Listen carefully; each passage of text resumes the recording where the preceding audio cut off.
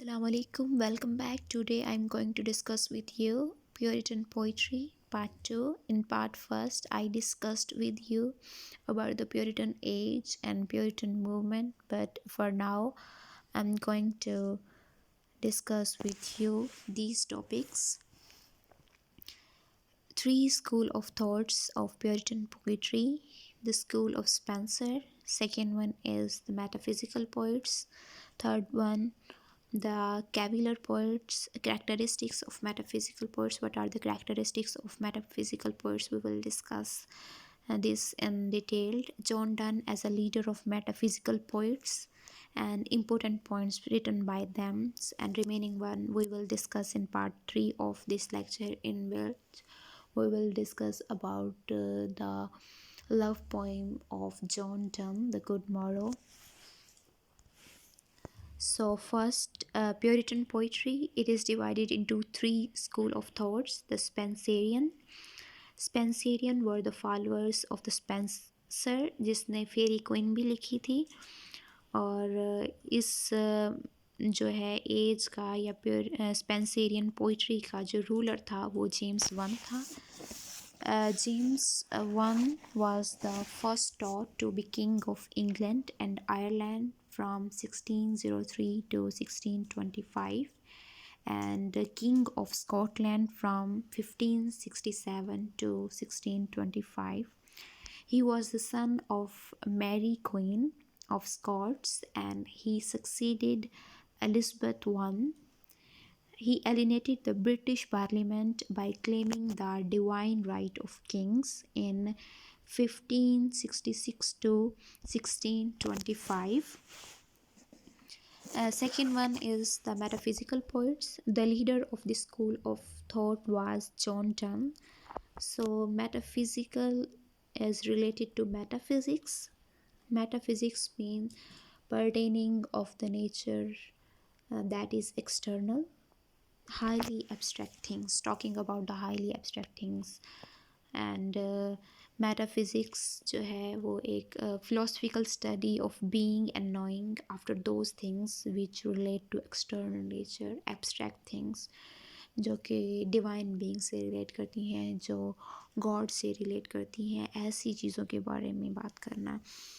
The Cavalier poets, the leader of Cavalier poets is Ben Jonson. He followed classical poets. The metaphysical poets, the names of the metaphysical poets are, first one was John Donne, who was also the leader of the metaphysical poets. Then is Herrick, Thomas Carroll, Richard Crashaw, Henry Vaughan, George Herbert, and Lord Herbert of Cherbury.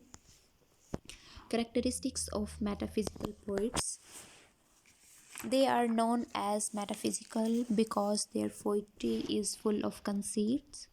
Conceit means feeling of excessive pride and self-love, vanity. And this is an elaborate poetic image or a far-fetched comparison of very dissimilar things. And exaggeration means extravagant, hyperbole, किसी चीज़ को बढ़ा चढ़ा के बयान करना. The act of making something more noticeable, more adorable than usual, and making to seem more important than it really is. मतलब उतनी ज़्यादा इम्पोर्टेंट नहीं होती जितनी ज़्यादा हम बढ़ा चढ़ा के उसे बयान कर देते हैं या इम्पोर्टेंट कर देते हैं, नोटिफाई कर देते हैं, उसको नोटिसेबल बना देते हैं, या ओवर स्टेटमेंट होती है, या मिग्निफाइड कर देना. मिग्निफिकेशन के रूल को कहते हैं एग्जैजुरेट करना. And quibbling about meaning of words. Quibbling का मतलब होता है an evasion of the point of an argument by raising irrelevant objections. Argue over petty things मतलब छोटी छोटी बातों पर आर्ग्यू करना और उस सब्जेक्ट को जो है वो नोटिफाई कर देना या पॉइंट आउट कर लेना. Display of learning and far-fetched similes and metaphors. They were men of learnings. बहुत ज़्यादा वो लर्निंग के बारे में बात करते थे. ऑनेस्ट थे, ओरिजिनल थिंकर्स थे. उन्होंने किसी की राइटिंग को कॉपी नहीं किया, इमिटेट नहीं किया, क्योंकि उन्होंने ओल्ड फैशन जो पोइट्स थे या जो क्लासिकल पोइट्स थे उनको कॉपी नहीं किया. Characteristics of metaphysical poets. Here we have other characteristics of metaphysical poets. In their poetic works, they analyze their poetic feelings and experiences. और जितने भी उनके poetic works हैं उसमें उन्होंने अपनी poetic feelings और अपनी life के जो experiences हैं उन्होंने उसमें डिस्कस किया है अपने पोइटिक वर्क्स में. They were aware of life beyond life concern with death. मतलब मौत के बाद जो ज़िंदगी आएगी उसके बारे में उन्हें ज़्यादा इन्फॉर्मेशन थी. डेथ के बाद जो ज़िंदगी आएगी उसके बारे में ज़्यादा इन्फॉर्मेशन थी. तो उन्होंने एक्सटर्नल थिंग्स के बारे में या जो एक्सटर्नल नेचर है कंसीड्स बहुत ज़्यादा यूज़ किए हैं अपनी पोइट्री के अंदर. Burial act of burying a body के हम एक बॉडी को कैसे जो है वो बरिड करते हैं. इसके बाद डिसेंट इनटू हेल और हेवन और हेल का कॉन्सेप्ट, रिवार्ड और पनिशमेंट का कॉन्सेप्ट और अबाउट डे ऑफ जजमेंट क़यामत के दिन का कॉन्सेप्ट उन्होंने अपनी पोइट्री में शो किया है. Their thinkings were based on morality पे, एथिक्स पे बेस करती थी उनकी थिंकिंग्स, अच्छे और बुरे की तमीज़ के बारे में. Characteristics of metaphysical poets. To show the learning was only their whole endeavor. मतलब उनका जो पर्पस था, endeavor का मतलब होता है यहाँ पे पर्पस. उनका जो पर्पस था वो ये था कि वो सिर्फ लर्निंग शो करना चाहते थे कि उनकी पोइट्री पढ़कर हम या उनकी पोइट्री से क्या चीज़ हम सीख सकते हैं. They wrote only in verse form में लिखा है उन्होंने. तो वर्स फॉर्म का मतलब ये है कि उन्होंने सिर्फ पोइम्स लिखी हैं. और वर्स फॉर्म एक कंपोजिशन होती है रिटन इन मेट्रिकल फीट और फॉर्मिंग रिदमिकल लाइंस. इसमें लैरिकल लाइंस होती हैं, रिदम में लाइंस होती हैं. तो रिदम में लाइंस किस में होती हैं? पॉम में होती हैं. तो जितने भी मेटाफिजिकल पोइट्स थे उन्होंने पॉम्स लिखी हैं. They wrote only in verse form, like उन्होंने पॉम्स लिखी हैं या लैरिकल सॉन्ग्स लिखे हैं. They were finest lyrical poets like Thomas Carew and they decline the old fashion. उन्होंने इमिटेट नहीं किया किसी को. They wrote short poems and lyrics. The themes of their poetry were love of women and love and fear of God. उन्होंने love and divine poems लिखी हैं. तो divine poems जो हैं वो फेयर ऑफ गॉड के अबाउट हैं. They road on serious subject के बारे में लिखी है, लाइक जॉन डन ने लिखी है death be not proud. Doctor Johnson's views about metaphysical poets. Doctor Johnson ने मेटाफिजिकल पोइट्स के बारे में क्या कहा है. And doctor Johnson pointed out their silent features, discovery of occult resemblances in things apparently unlike.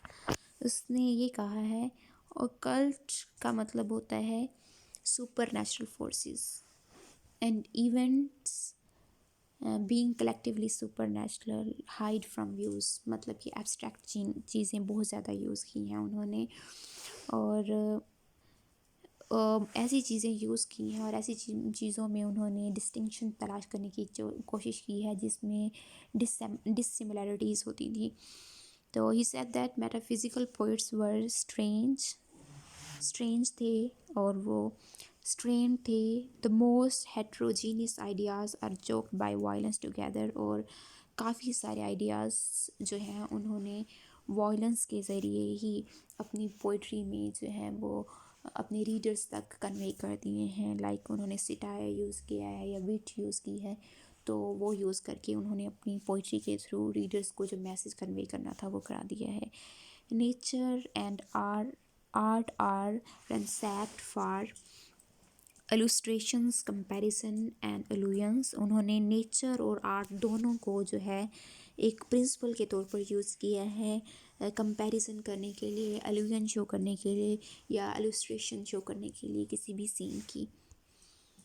John Donne as a leader of metaphysical poets. John Donne was born in 1537 and he died in 1631. He had past career until he became the Dean of St. Paul. He delivered sermons क्योंकि वो एक particular जो है वो Catholic church से belong करता था, और उसका जो फादर था वो एक कैथोलिक था। तो वो उसने सरमन बहुत ज़्यादा लिखे हैं और डिवाइन पोइम्स बहुत ज़्यादा लिखी हैं। He wrote high order poetry जो कि मोरालिटी या एथिक्स पे बेस करती है। Donne is a poet of wit, और विट का मतलब ये है कि उसने वो काफ़ी ह्यूमरस है, ह्यूमर बहुत है उसकी पोइट्री में, जोक्स किए हैं। ह्यूमरस पर्सन वो होता है जो कि लाफ्टर को इवोक करता है। एन अम्यूजिंग पर्सन लाइक चोसर जो है वो एक ह्यूमरस पर्सन है, तो चोसर की तरह डन जो है वो भी एक ह्यूमरस पर्सन है।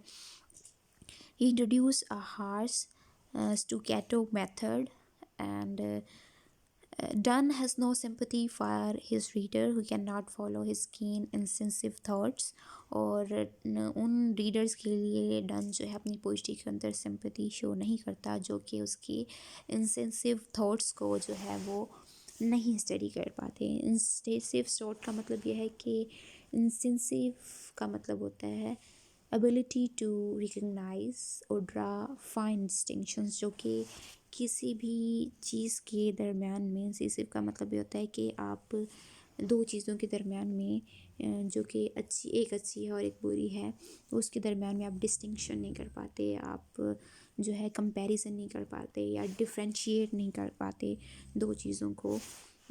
तो उन उन रीडर्स के लिए जो है कोई सिंपैथी शो नहीं की। वो कहता है कि उसके रीडर्स को उसके रीडर्स जो हैं वो उसको उस वक्त जान तक सकते हैं जब तक वो डिस्टिंक्शन कर सकते हैं चीज़ों के दरमियान।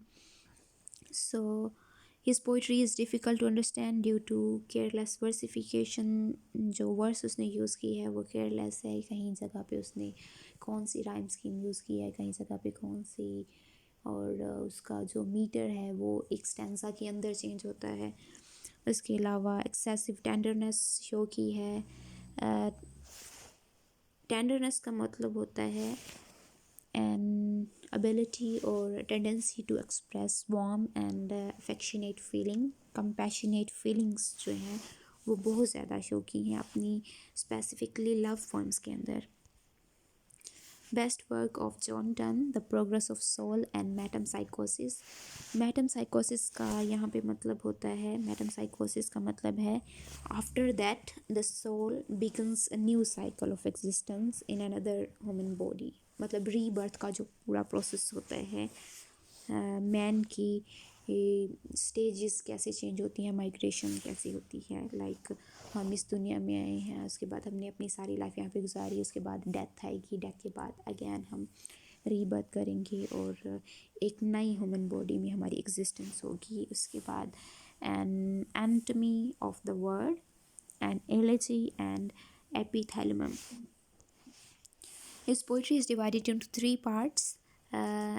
Amorous, it is included in earlier work. Amorous का मतलब यहाँ पे है रोमांटिक, और रोमांस बहुत ज़्यादा है इसकी पोइट्री में। लव पोइम्स लिखी हैं। अर्लियर वर्कर्स का सारा रोमांटिक है।